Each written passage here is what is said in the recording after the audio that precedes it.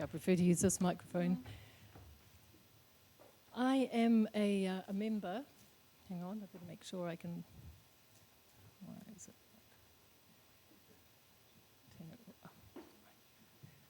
Cool, thank you. I'm a member of a research team or a research program called People, Cities and Nature.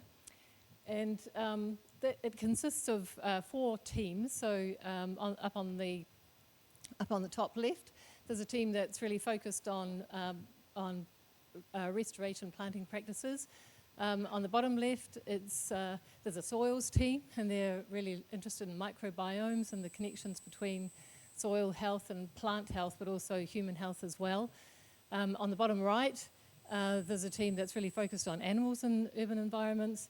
And then there's my team, and we're really focused on residential developments and how we can improve biodiversity. So we're not specifically looking at trees, but in support of what Margaret and Robin were saying earlier, we think the whole thing matters. And so I'm going to be talking about biodiversity generally rather than just trees.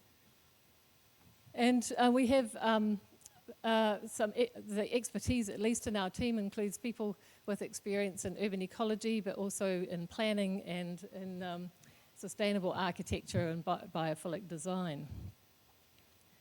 So this is, I'm going to zip through these slides because we've already heard a fair bit about this, but this is a traditional suburb, but of course the future development means that they're no longer going to be as common in our areas. So back in August in 2020, the government implemented the National Policy Statement for Urban Development, and that was really to remove some of the, I guess, what was seen as barriers to development and to allow growth both up and out in locations that are close to existing services and public transport networks and other infrastructure. And so this policy statement really heralded a movement towards much higher density development in New Zealand. And so, I mean, this is a sort of an illustration of the consequences where on that top, is this the pointer? Up here you've got a 1/4 acre section, so if you, you could put, that would accommodate 10 dwellings per unit, 10 dwelling units per hectare. Then the 2 underneath, I guess what's happening currently in medium density development, so you can have anywhere between about 36 to 50 dwelling units per hectare.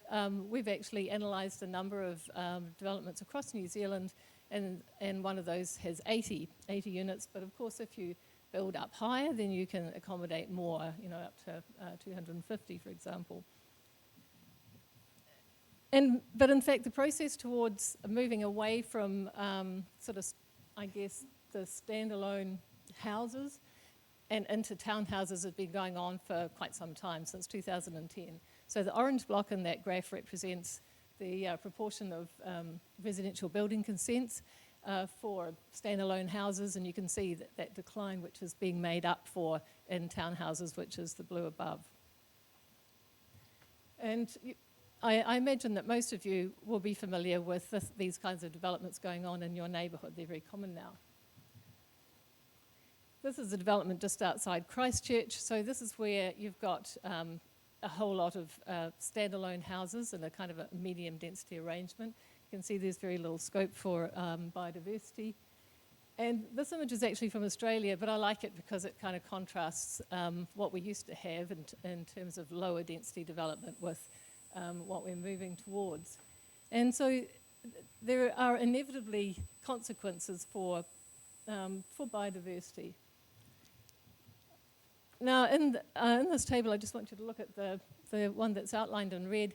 This was work done by a student of ours. So she looked at a number of developments across New Zealand, and one of the things she measured was the permeable space, or the area that's potentially habitat, both pre and post development. So you can see that in most cases, about 2/3 of the permeable space is lost when the development is created, although there are some exceptions to that. So this is the fundamental question that our particular team is addressing, and that's essentially how can we actually create more biodiverse residential developments in a medium density context. And we've done a number of things, a policy analysis, and we've created biodiversity assessment tools, and that's what I'm going to quickly talk to you about now. But after the break, Claire Freeman, who's also a member of our team, is going to be talking about some planning and design research that we've done. So the policy analysis, I'll keep this short, and it's interesting listening to Sarah Oliver earlier. We looked at, or at least our team, Megan Carmere, they looked at documents concerning policies, strategies, guidelines, plans at the national, the regional and the district level that were specifically focused on biodiversity in residential areas, and found that there's not a lot. And what there is really narrowly focused on what are considered to be ecologically significant areas within residential areas. So there's no recognition really of the potential role that more modified habitats can play in promoting biodiversity in these areas. And because of that, you do get these huge variations in standards between councils. So this is just an example from the Greater Wellington area. There are 4 different councils, and this is the standard for medium density residential zones in terms of the maximum building coverage.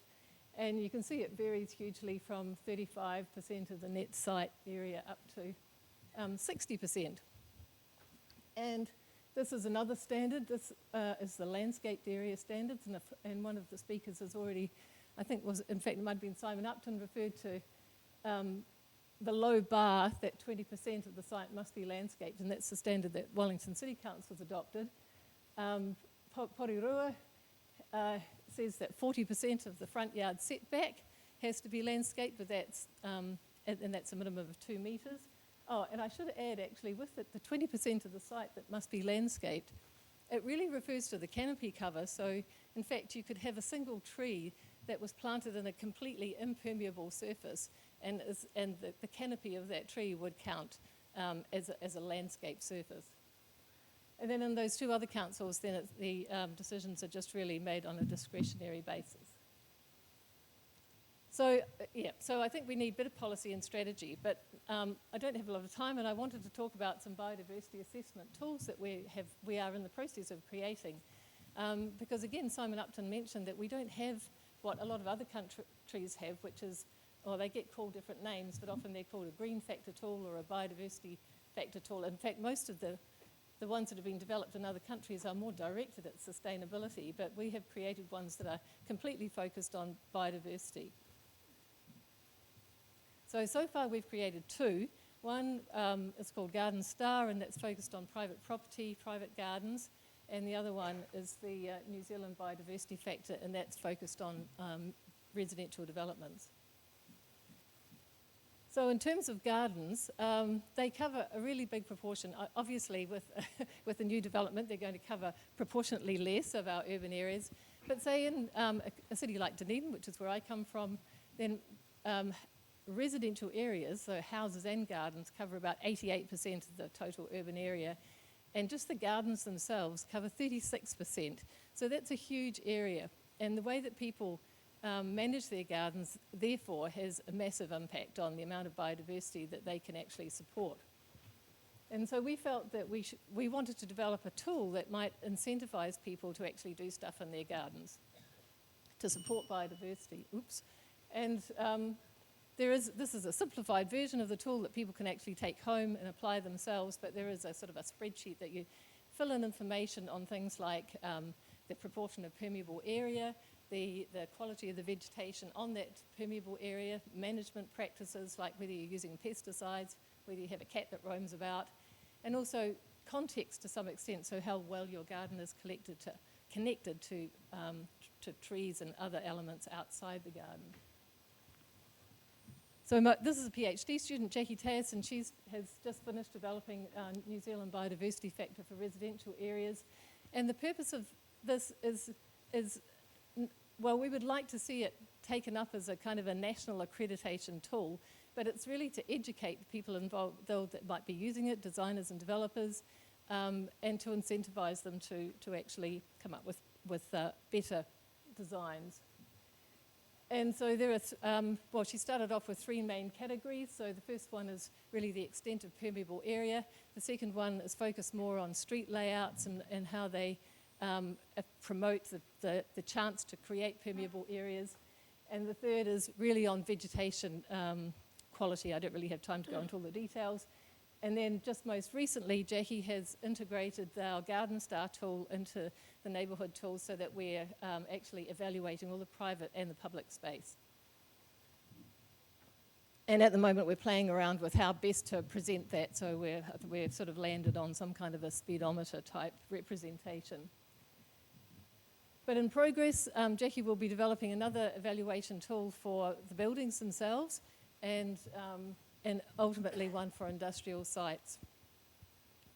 So just to finish, we feel that there's a lot that could happen in the policy space and that would sort of guide strategies and plans at different levels specifically for modified habitats and environment in residential development.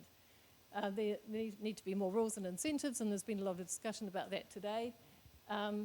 From our analysis of really successful developments overseas, it's very clear that these kind of principles, biodiversity principles, have to be built into them right from the very start. And I think we also need to educate developers and designers on what they can do. And a final element of the suite of tools that we're putting together is a kind of an interactive tool that gives people ideas and links those ideas to examples of where they've been put into practice. And I just wanted to finish by saying that after listening to all these talks, there are a lot of people in the room that have a lot of expertise that we are particularly interested in. So one of our team, Chris Woolley, part of his research is just to gather information on all of the kind of challenges and barriers that people working in this space experience when they're trying to work and improve biodiversity in residential areas. So he has a kind of a 20-minute online survey. We would love it if you could do it. So if you could contact me at some time after this meeting, then I could connect you up with Chris. I'd appreciate it if we could do that. Thank you.